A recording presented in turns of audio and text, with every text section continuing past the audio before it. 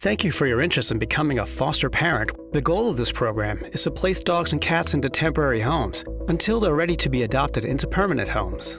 By opening up your home and your heart, you are allowing us to increase the number of animals we can pull into our care, and we would not be able to rescue as many animals without the help of our dedicated foster parents. This video will cover the ins and outs of who can be a foster parent, what types of animals are available for fostering, caring for a pet, and more. Who can be a foster parent? Almost anyone can be a successful foster parent. Before you get started on your journey, you should ensure the following. You can provide the time and attention needed to successfully care for an animal in your home. You can confirm that if you rent your home or apartment, your lease agreement allows pets, your landlord is aware of your plan to foster, and if there are any breed restrictions. You have access to reliable transportation to drive to foster care appointments and meet and greets with potential adopters. You can communicate with our foster team by phone and email and have regular access to a computer or internet-connected device. You have access to a webcam or a phone with a camera in order to host virtual meet and greets and/or take adoption photos and videos of your foster pet. And finally, what drives many of our foster parents to be successful, you have the dedication and compassion to help animals in need. What animal care products and supplies do I need?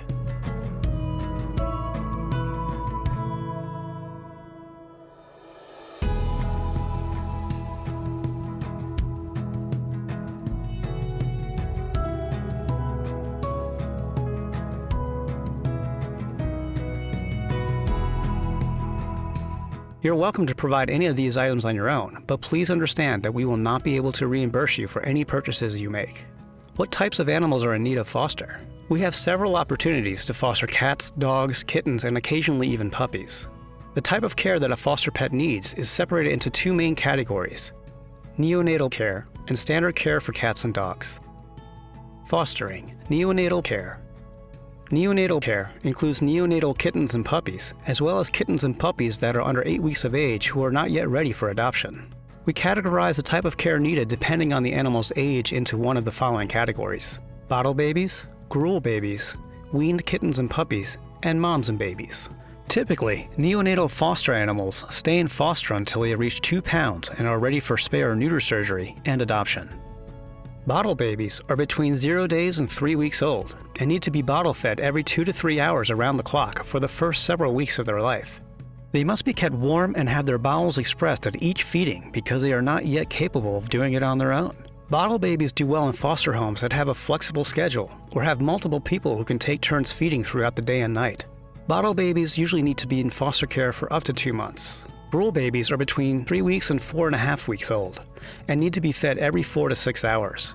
They are transitioning from bottle feeding to eating canned food, which we call gruel, and need one-on-one attention at each feeding. The transition process can take anywhere from a few days to a couple weeks. Gruel babies need to be in foster care for up to 6 weeks.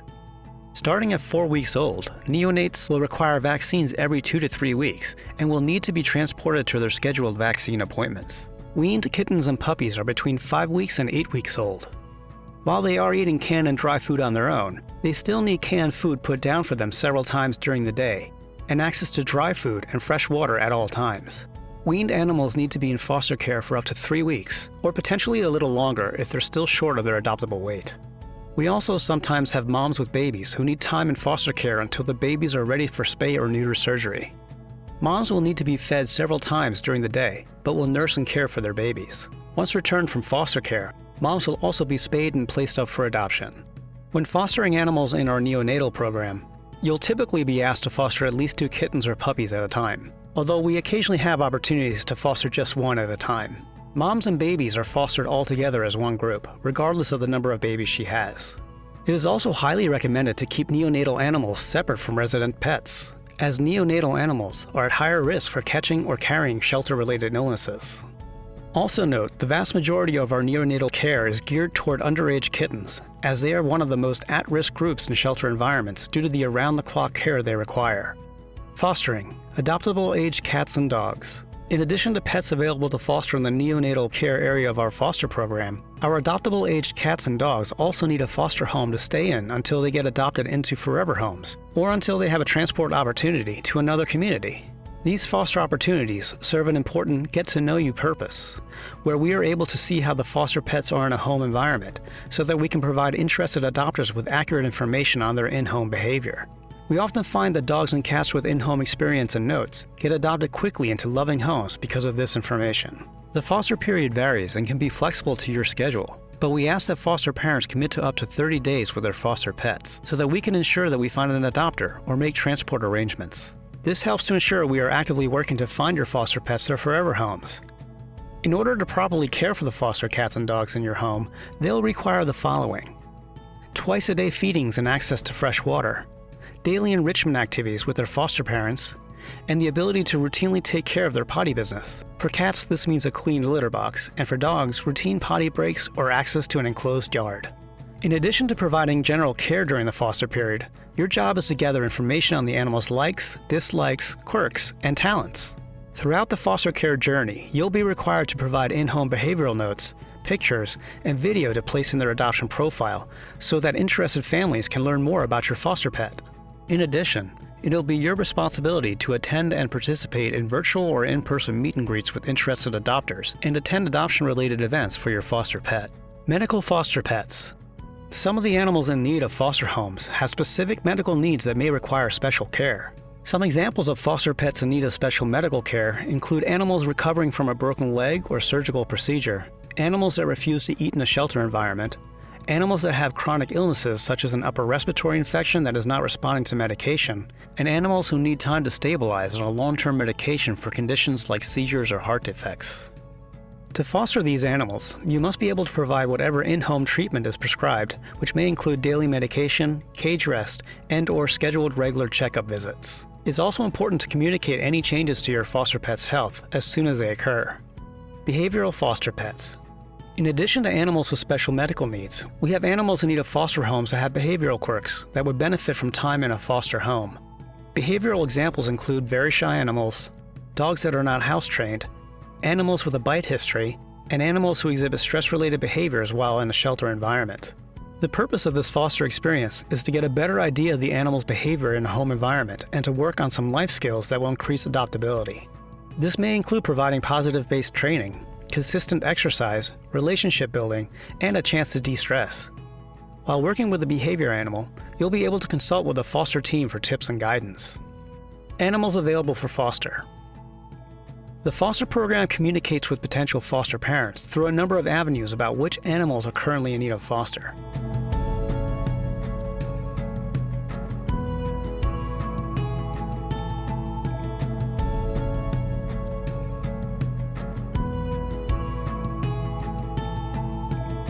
Additional follow-up communications will include instructions on how to foster these animals. No matter what type of foster pet you match with, if you need any more information or guidance, our foster team is available to provide additional training needed to care for your foster pets during your pickup appointments. After selecting and matching with a foster animal, you're ready to begin your foster experience, and there's a few key important things to know during your foster period. Staying safe. Safety is our #1 priority. And we have some rules that must be followed when you have a foster pet in your care. Cats and kittens must be kept indoors only, at all times. Dogs must be kept on a leash that is 6 feet or shorter at all times. You should never use a retractable lead. We also recommend keeping the leash on entirely for the first 24 hours, in the event you need to move or secure the dog quickly, as you'll want to avoid grabbing the dog's collar to move them around. Puppies should remain indoors until they are fully vaccinated. Cats must be transported in a cat carrier, and dogs must be secured via clip-in harness or crate while riding in a vehicle. When fostering a dog, we encourage outdoor enrichment adventures away from the home, but there are also some additional safety measures to be aware of. All outings outside the home will require foster dogs to be on leash. Dog parks or other off-leash areas are off-limits. While the dogs we take into our program have a wide range of social skills, some of them have limited dog-to-dog skills. Remain aware of the dog's level of comfort throughout the entire outing, especially any potential discomfort while meeting new people. Do not use headphones or use your cell phone while walking the dog. Be aware of your surroundings and respectful of the needs of other people and the location you're visiting. Always use safe handling techniques when you're on walks. What to do if your foster animal gets sick. If you notice any signs of illness such as sneezing, coughing, vomiting, diarrhea, or loss of appetite or energy, let your foster coordinator know immediately. For most cases, you'll likely be given medication to treat your foster pet at home. If you're unsure if your foster animal needs medical attention, email the foster team and they can help you evaluate their medical needs.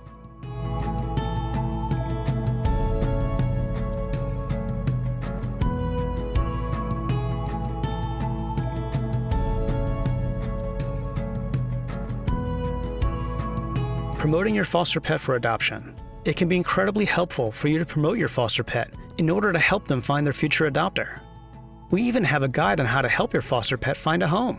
In this guide, we provide tips on how to write adoption profiles, take great photos, highlight on social media or other avenues, and more. In addition to general promotion of your foster pet, it'll be your responsibility to host meet and greets with prospective adopters in person or virtually, and/or attend local adoption events. The goal is to get foster pets adopted directly from their foster homes. While you're fostering, if you find someone who is interested in adopting your foster pet, please contact a foster coordinator ASAP. A potential adopter will need to fill out an adoption survey and complete our adoption process before they can take that animal home. You may not transfer the care of your foster animal to anyone without written approval from the foster department. Adoption philosophies. We look to provide adopters with everything they need to become better equipped and better educated to care for a pet.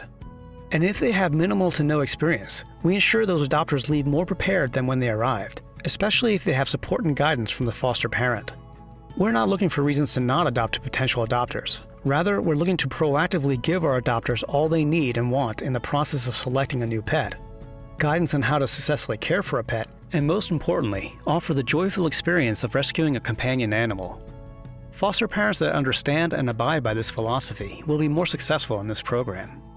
Frequently asked questions. What is the minimum age required to be a foster parent?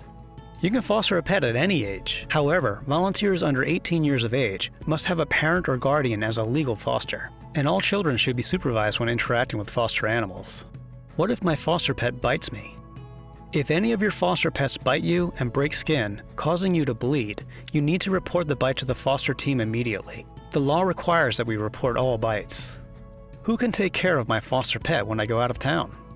If you have friends or family that would like to temporarily watch over your foster pet while you're out of town, be sure to notify your foster coordinator so they can get them onboarded as a foster parent. If you don't have an alternate option, notify the foster team as soon as possible so they can line up a temporary foster home. What do I do if I'm no longer able to continue fostering an animal? You're not required to continue to foster a pet if you feel it's not working out. Please call during business hours if this situation arises. We'll work on moving your foster pet out as soon as possible, but we ask for your understanding and patience. We can work with you to figure out which fostering opportunity is right for you and your schedule. Next steps: fostering a pet.